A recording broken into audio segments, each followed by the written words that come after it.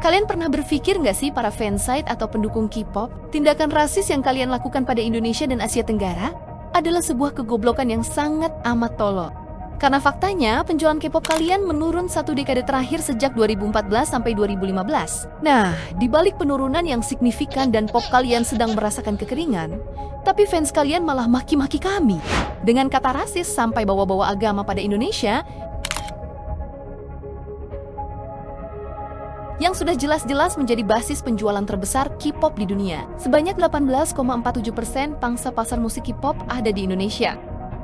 Ini asli deh kalau kalian tidak mengeluarkan pernyataan resmi permohonan maaf. Penurunan ini akan semakin signifikan, dan bukan tidak mungkin kalian akan dibenci dan diambang kehancuran. Kok bisa-bisanya gitu maki-maki negara yang jelas-jelas jadi lumbung basis penjualan terbesar di dunia? Cari mati nggak sih ini? Nah, di X atau di Instagram tagar boykot K-pop sudah mulai bermunculan dan ramai, sampai sekarang netizen Indonesia nggak henti-henti membalas kalian. Karena sejatinya, netizen Indonesia itu santai sih, tapi jangan disenggol. Budaya K-pop yang telah mereka bangun dalam waktu yang sangat lama. Nah, budaya atau katakanlah tindakan-tindakan K-net yang cenderung merendahkan dan cenderung kemudian rasis inilah yang menurut saya akan memunculkan sebuah posisi K-net ini sebagai musuh bersama.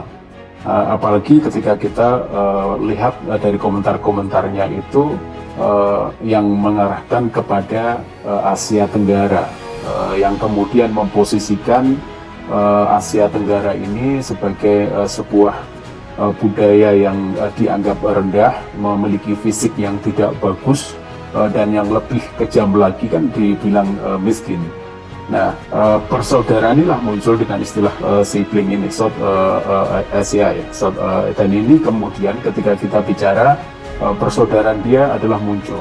Nah, ketika internet sudah menjadikan dunia tanpa batas, maka yang terjadi rasa persaudaraan ini muncul begitu saja karena ada musuh bersama.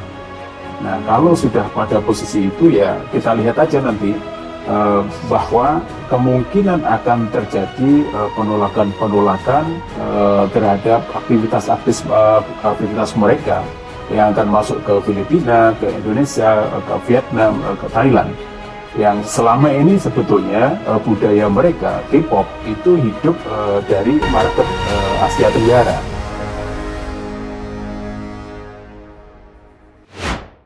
Gelombang seruan boykot terhadap K-drama dan produk budaya Korea Selatan tengah ramai diperbincangkan di media sosial, khususnya di kawasan Asia Tenggara. Fans dari Indonesia dan sejumlah negara lain menyuarakan kekecewaan mereka setelah terjadi perdebatan panas dengan netizen Korea. Ketika netizen Korea sudah kehabisan ide untuk menyerang netizen Indonesia, mereka mulai menyerang dari agama. Dan bagi netizen Asia Tenggara ini, benar-benar sudah offside. Netizen mereka bahkan menyamakan antara Nabi Muhammad dengan Epstein, siapa yang lebih buruk tulis mereka. Dengan bawa-bawa agama ini, udah nggak asik lagi. Kata netizen Indonesia, mereka nggak sadar jika bawa-bawa agama Islam, maka musuh mereka akan bertambah. Bukan hanya Asia Tenggara, tapi dunia. Lalu bagaimana dengan fans-fans Korea K-pop di Indonesia?